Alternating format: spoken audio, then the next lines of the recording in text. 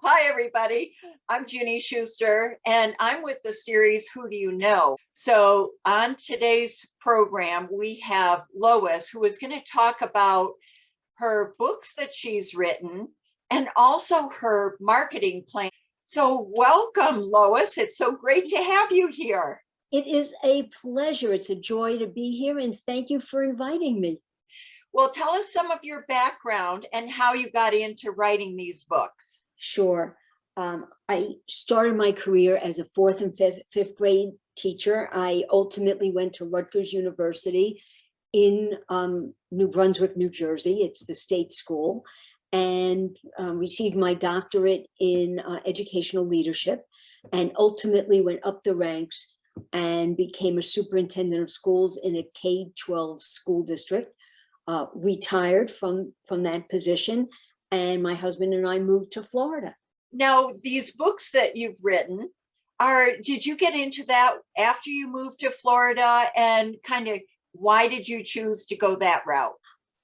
Throughout my career, I always felt that we didn't spend enough time on core values. I'm talking honesty, respect, respecting others' space, taking responsibility for your action, being kind, being cooperative, learning self-reflection, learning to share, learning to be a good sport. These are skills that we need to teach children as early as possible so that they'll be successful as adults. And I just felt that because of state testing and the focus in education today on the tests, that teachers and even parents and grandparents just weren't spending the time. So I always wanted to write a book. While I was working, I really didn't have the time. And once I retired, I wanted to write it, and I thought about it and thought about it. And I couldn't wrap my head around it. You know, it's not easy writing a book and coming up with the book. I cannot imagine. No. You know, and it's so interesting because one day the entire family was out to dinner, and one of the little ones took his milk and with his straw started tossing the milk around the table. He's adorable. The action was not adorable. Right. And his older cousin turned to him and said, "Hey, don't be that kid." And a book was born. I'll show you the first book. My first book is I love that. Be That Don't Kid be that at kid School. at school. Since it's Don't Be That Kid, all the characters are goats. They're all goats. And each scene— How clever. Thank you. Yeah. Children love animals. They And do.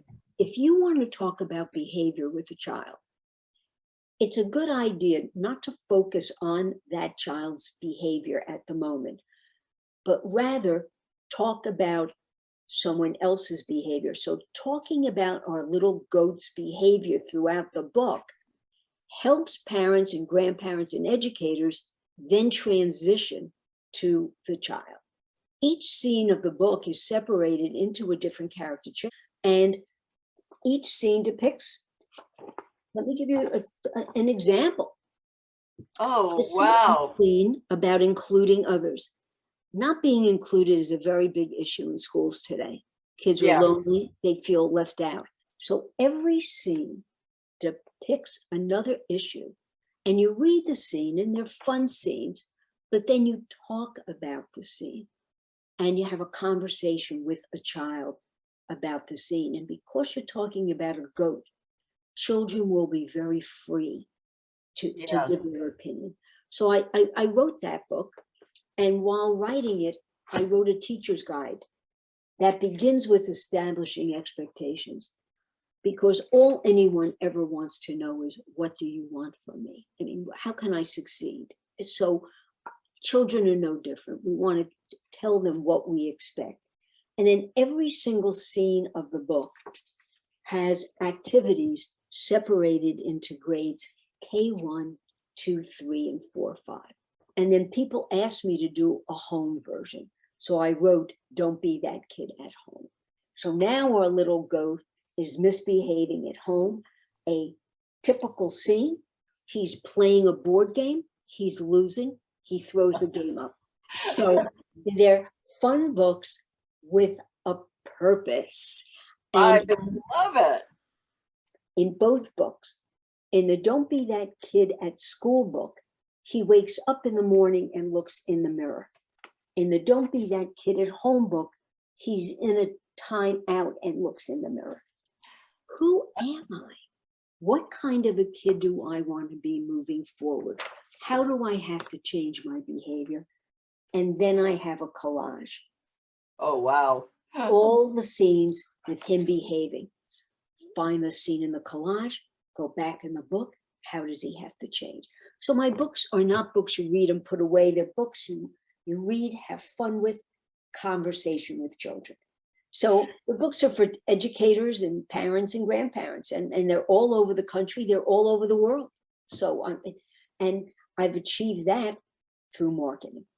I love it. Well, let's carry on through marketing. I love to get people who come on to the Who Do You Know show and listen to these interviews and have them realize they can do a business.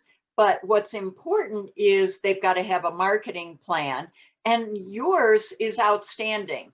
Tell us what you did. So what I did was I created a very strategic marketing plan. I thought about every single client, every single person who could possibly be interested in my books. What did that mean? For a children's book, that meant schools.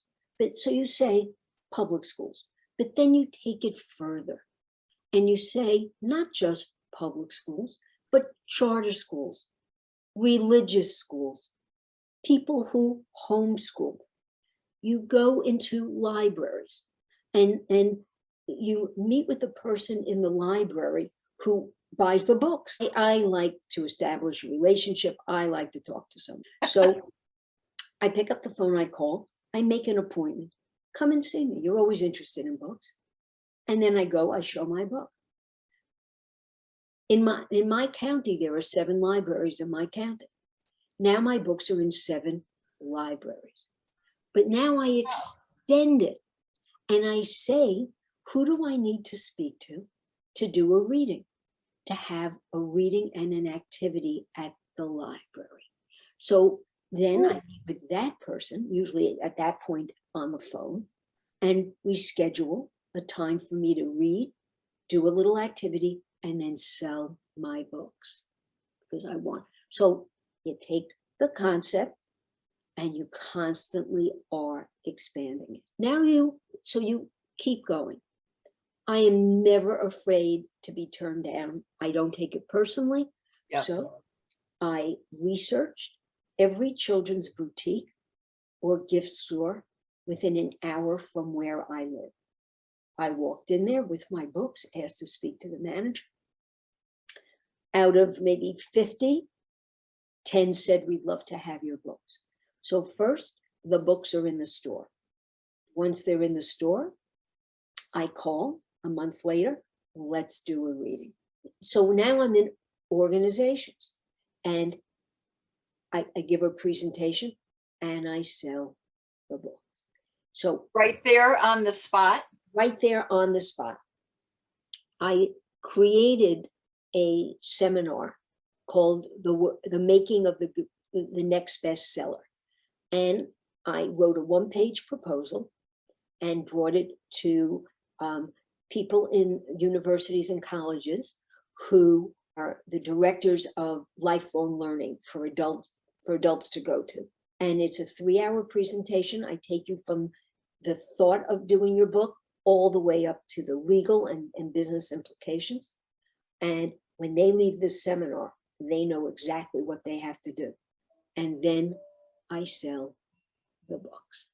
You see, there's a theme here. Oh my goodness, what a theme. And right. I'm selling the books. You have to be open-minded and you're constantly expanding. When I wrote both, listen, it's obvious a children's book, educators, parents, grandparents, but you, in a business plan, in a marketing plan, you want to expand. When I wrote Don't Be That Kid at Home, I said to myself, who is a target to buy this book? So I sell Don't Be That Kid at Home in bulk, 20, 25 at a clip to realtors and mortgage people. when you're creating a business plan, you're thinking about who wants my services, who can I help with my product, whatever it is. And then you take your initial thought and expand and expand and expand upon it. I love it. I love it.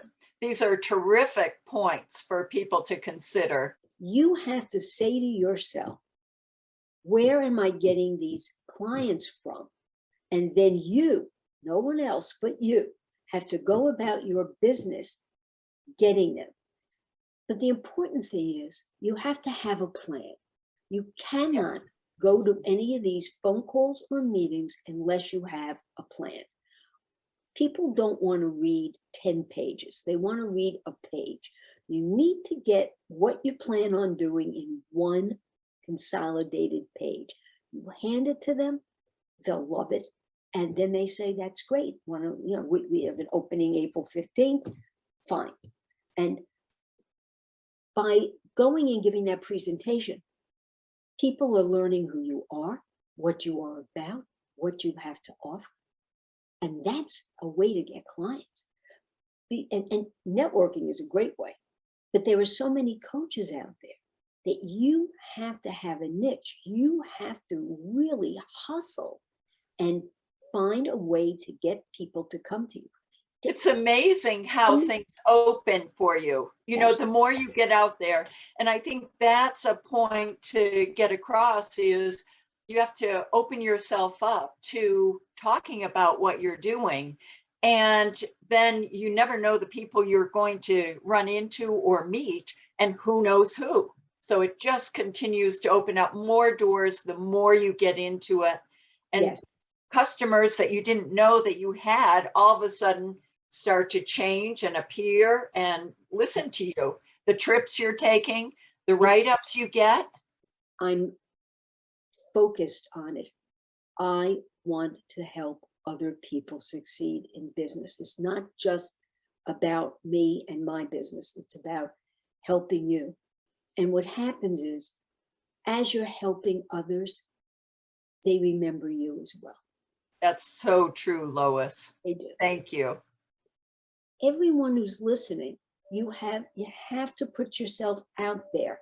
You have to be sincere and truly want to help others. And then you'll see your business will increase automatically. I love it. That is so true. And you have to be willing to pivot.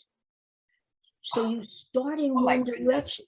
Yeah. And you say to yourself, this isn't working so well. And what I'm hearing constantly from prospects is they don't need this, they need that. Can I now include that in my business? Oh my goodness. Yeah. Yeah. That pivot is another thing that I mentioned to people who want to be an entrepreneur, that you have to be flexible. As you said, you've got to hear what your customers really want. I would love it if people would comment and ask questions, and love this video. This is so super, all the information that you've got us. Are there any last minute words that you can think of to close this up? Every single person who is listening to this video, you have it in your power to be successful. It is up to you. You need to plan it out and then see it to fruition. It's all up to you. Thank you. Thank you so much for your time today. We really appreciate it. Well, thank you for having me. I really enjoyed it.